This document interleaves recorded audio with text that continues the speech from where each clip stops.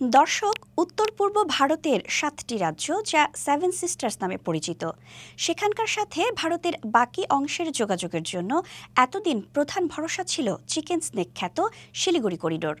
তবে এবার সেই নির্ভরতা কমাতে বাংলাদেশ এবং মিয়ানমারকে এড়িয়ে নতুন বিকল্প পথ তৈরির দিকে ঝুঁকছে ভারত। সম্প্রতি ভারতের কেন্দ্রীয় মন্ত্রিসভা প্রায় 22,864 কোটি রুপি ব্যয়ে শিলং শিলচর মহাসড়ক প্রকল্পের অনুমোদন দিয়েছে। এই প্রস্তাবিত মহাসড়কটি মিয়ানমারের গুরুত্বপূর্ণ কালাদান মাল্টি মডেল পরিবহন প্রকল্পের একটি সম্প্রসারণ। এর মাধ্যমে কলকাতা সমুদ্র বন্দরের সাথে সেভেন সিস্টার্সের সরাসরি সংযোগ স্থাপিত হবে। বর্তমানে উত্তর পূর্বের রাজ্যগুলোতে যেতে বাংলাদেশের ভূখণ্ড ব্যবহার করে অনেক কম সময় লাগে, কিন্তু সাম্প্রতিককালে বাংলাদেশ কর্তৃক বঙ্গোপসাগরের মাধ্যমে প্রবেশাধিকার সীমিত করায় ভারত এই বিকল্প পথের কথা ভাবছে। শিলং শিলচর মহাসড়কের ১৪৪.৮ কিলোমিটার মেঘালয় এবং ২২ কিলোমিটার আসামের মধ্যে বিস্তৃত হবে। এই মহাসড়কটি চালু হলে সেভেন সিস্টার্সের ভ্রমণ সময় ৮.৫ ঘন্টা থেকে কমে প্রায় ৫ ঘন্টায় নেমে আসবে।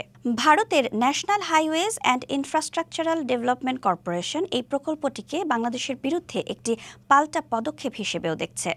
প্রসঙ্গত, কিছুদিন আগে বাংলাদেশের অন্তর্বর্তী সরকারের প্রধান উপদেষ্টা মোহাম্মদ ইউনুস মন্তব্য করেছিলেন যে সেভেন সিস্টার্সের সমুদ্রপথে কোনো প্রবেশাধিকার নেই এবং বাংলাদেশই এই অঞ্চলের একমাত্র সমুদ্র অভিভাবক। এই বক্তব্য ভালোভাবে নেয়নি ভারত। বিশ্লেষকদের মতে এই বিকল্প সংযোগ ব্যবস্থা ভারতের পূর্বাঞ্চলে ভূ রাজনৈতিক স্থিতিশীলতা আরও জোরদার করবে। কালাদান প্রকল্পের সাথে এই মহাসড়কের সংযোগ স্থাপিত হলে ভারতের বাণিজ্যিক এবং কৌশলগত দিক থেকে একটি নতুন দিগন্ত উন্মোচিত হবে। তবে এই বিশাল প্রকল্পটি বাস্তবায়ন করতে ভারত সরকারকে বেশ কিছু চ্যালেঞ্জ মোকাবেলা করতে হবে। পরিবেশগত ছাড়পত্র এবং দ্রুত ভূমি অধিগ্রহণের কাজটি কতটা মসৃণ হবে সেটাই এখন দেখার বিষয়।